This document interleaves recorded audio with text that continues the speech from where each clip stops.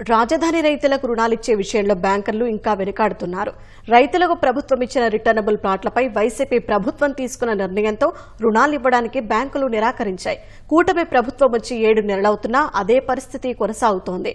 ఈ పరిస్థితిపై రాజధాని రైతులు పెదవి విరుస్తున్నారు.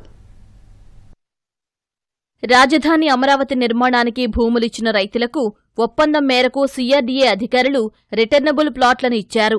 గత టీడీపీ హయాంలో ఈ ప్లాట్లపై రైతులకు బ్యాంకులు రుణాలిచ్చేవి. 2019లో వైసీపీ ప్రభుత్వం వచ్చాక పరిస్థితి మారిపోయింది. ప్లాట్లపై రుణం ఇచ్చేందుకు బ్యాంకులు నిరాకరించాయి. కష్టాల్లో అక్కరకు వస్తాయనుకున్న రిటర్నబుల్ ప్లాట్లు కాగితాలకే పరిమితమయ్యాయి. కూటమి ప్రభుత్వం అధికారంలోకొచ్చాక ప్లాట్ల రిజిస్ట్రేషన్ల సమస్యను పరిష్కరించింది.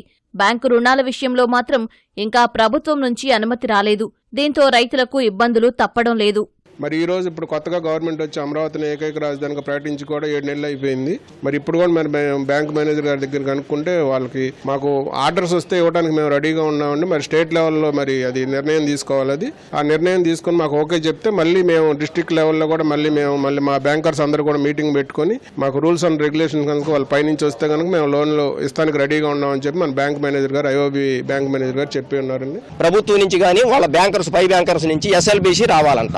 వస్తే ఇవ్వడానికి మాకు అభ్యంతరం లేదని చెబుతున్నారు. మరి ప్రభుత్వం ఆ దిశగా మరి అవన్నీ కూడా ప్రయత్నాలు చేసి రైతులు లోన్ ఇప్పిస్తే మేము అందరం కూడా ఏదైనా ఉపాధి చేసుకోవడానికి బాగుంటుంది. లోన్ లేకపోవడం వల్ల మేము ఆర్థికంగా ఏమీ చేయలేకపోతున్నాము, ఏది పెట్టుకోలేకపోతున్నాం, ఏమీ చేయలేకపోతున్నాము. పిల్లల పెళ్లిళ్ళైనా కాలేజీలకైనా అమౌంట్ కావాలంటే ప్రైవేట్ వాళ్ళని ఆశ్రయించాల్సిన పరిస్థితి ఏర్పడింది. అదే గనక మాకు లోన్ అంది ఉంటే సక్రమంగా నెరవేర్చుకోవడానికి అవకాశం ఉంటుంది. రాజధానికి భూములిచ్చిన వారిలో ఎక్కువ మంది సన్న చిన్నకారు రైతులే. బ్యాంకులు రుణాలివ్వడానికి ముందుకు రాకపోవడంతో వారికిచ్చిన ప్లాట్లు పనికిరావడం లేదు. పిల్లల ఉన్నత చదువులు, పెళ్లిళ్లు, వైద్యం వంటి అవసరాలకు డబ్బులు లేక అవస్థలు పడుతున్నారు.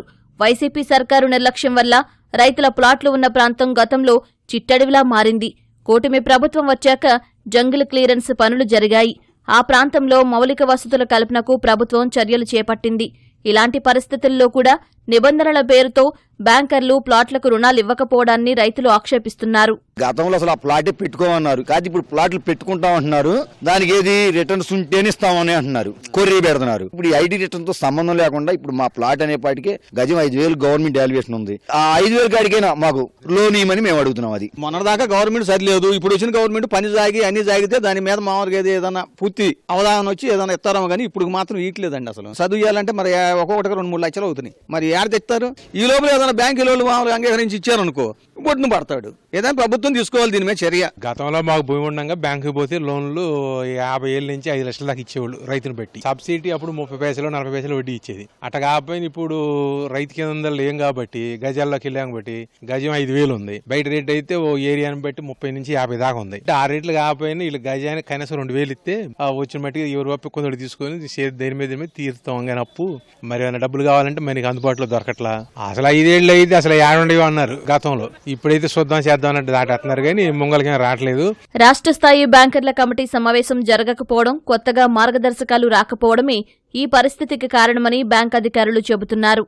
ముళ్ళ కంపలు అవన్నీ ఉన్నాయి కదా, మనం ఒక ప్రాపర్టీ మీద లోన్ ఇవ్వాలంటే ప్రాపర్ యాక్సెస్ అనేది ఉండాలి. ప్రాపర్టీకి మనం సెక్యూరిటీగా తీసుకోవాలంటే బ్యాంక్లో ప్రాపర్ యాక్సెస్ అనేది ఉండాలి. దానికి ఐడెంటిఫైబుల్ బౌండరీస్ ఉండాలి. మనకేంటంటే ఇన్నాళ్ళు కూడా ప్లాట్ అనేది ఐడెంటిఫైబుల్ గా లేదు. అది నాకు తెలిసి అది మెయిన్ రీజన్.